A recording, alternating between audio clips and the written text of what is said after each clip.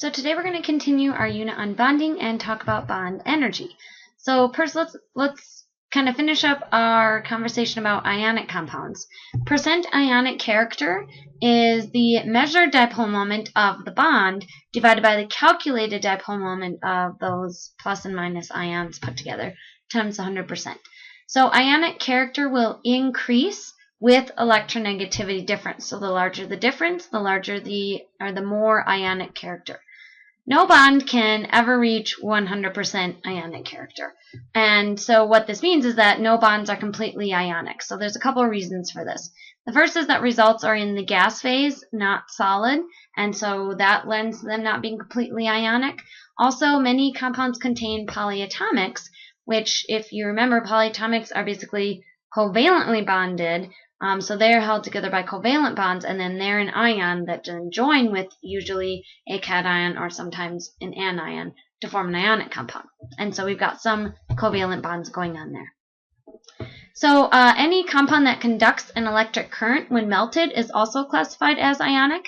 And remember, it can also be dissociated in water and conduct electricity as well. Okay, so now let's talk about the covalent bonds. Let's do a little bit of review. A chemical bond is a force or forces that cause a group of atoms to behave as a unit, basically sticks them together. Bonds result from the tendency of a system to seek its lowest possible energy. So if you remember, a lot of the conversations we've had have been about finding either the electron configuration or the bonding orientation that will give the lowest possible energy. So if we take a look at methane, which is CH4, its heat of formation is 1,652 kilojoules per mole. So for each C to H bond, if we take a look at CH4, we've got a carbon and then 4 hydrogens bonded around that carbon. So for each of these bonds, so for example, this hydrogen to this carbon, it's that total heat of formation divided by 4, and so each one is 413 kilojoules per mole. If we look at CH3Cl, the heat of formation is 1,578 kilojoules per mole, and we assume that all C to H bonds represent the same quantity or the same amount of energy, and so since we already calculated the C to H bond in the methane, then we assume it's going to be the same, and so we take our total minus 3 times the C to H bond energy, and this gives us the C to Cl bond energy. Now, this whole bond concept is a human invention, but we're using it to figure out the amount of energy contained within a compound. Okay, so we know that molecules are collections of fundamental components, or bonds. And we know that sharing electrons gives a lower energy state because they are simultaneously being attracted by 2 nuclei. So the electrons are being pulled by 2 nuclei. That's going to be a lower energy state. Chemical bonds, like we said, are only a model to show this. Okay, so let's relate this to some covalent bonds. Okay, so when we take that methane, that CH4, and break it into 4 bonds, each C to H bond is going to require a different amount of energy. And so we can take an average, and then we apply that average to all C to H bonds in all molecules, and that's how we got that, I believe it was 413 in the previous example. Okay, we're taking an average. So bond energy is going to depend on the environment. And there's an appendix in your book that gives you bond energies for several different bonds, C to H, O to H, some double bonds, triple bonds, whatever. Okay, let's talk about the 3 main types of bonds. So we can have a single bond, which is 1 pair of electrons being shared, and we usually draw 1 line to show that. We can have a double bond where we have 2 pairs of electrons being shared, and so we have 2 lines. And then we can also have a triple bond, and this is where we have 3 lines or 3 pairs of electrons being shared. Okay, so let's relate this bond energy in enthalpy. So bond energy values can be used to calculate the approximate energy for a reaction, heat of formation. So we have hydrogen plus fluorine producing hydrofluoric acid. To break bonds, we have to add energy to the system. This is an endothermic process to break the bonds. When we form bonds, energy is being released. This is an exothermic process. So when we break up our hydrogen and our fluorine, those are going to be endothermic. When we form hydrofluoric acid, that's exothermic. Delta H is the sum of the energies required to break the old bonds plus the sum of the energies released in the formation of the new bonds. So we're basically calculating the overall energy for that process. What is the delta H? So the equation is delta H is equal to sum of D for bonds broken minus the sum of D for bonds formed. And D represents the bond energy per mole of bonds. So it's bonds that are broken, so this would involve reactants, minus the sum of all the energy for basically bonds that are formed, which would be products. So for our hydrofluoric acid, delta H is equal to the bond energy of the H to H bond plus the bond energy of the F to F bond, and I guess I would kind of group those together, minus 2 times the energy of the H to F bond, because if you notice from our reaction, we have 2 hydrofluoric acids, and so that's why this 2 is here.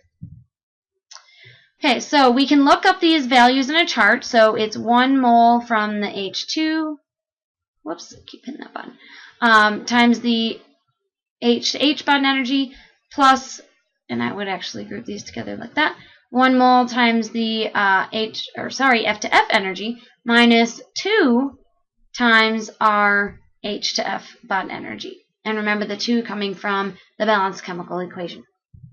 And so if we put all those together, we get an overall answer of negative 544 kilojoules. So let's take a look at an example. Okay, so we want to calculate the bond energy for this reaction. So remember, we're doing reactants to products. If we look at CH4, we have carbon, hydrogen, hydrogen, hydrogen, hydrogen. So I know we have 4 C to H bonds. C to H, and we're going to do 4 of them. So 4 times the C to H bond plus Cl2 is Cl to Cl. So I'm going to have 2 times a chlorine to fluorine bond plus 2, and then fluorine is the same because they are in the same group. They're going to bond similarly. So these are all my reactants minus, I have CF2Cl2, so 2 fluorines, 2 chlorines. So I have 2 C to Cl bonds and 2 C to F bonds. Ooh, before we go any further, and this has already been done, but it's always good to check, make sure your equation is balanced before you move on any further. Okay, so now I've got 2 H to F, so this is just H to F, and then 2 H to Cl bonds. And so now we need to look all these values up in a chart. Already done that for you. So C to H is 413. This is kilojoules per mole. And since this is the number of moles, our moles will cancel, leaving us with kilojoules. 2 times our Cl to Cl is 239. F to F is 154. All of that minus 2 times C to Cl, which is 339, plus 2 times C to F, which is 485,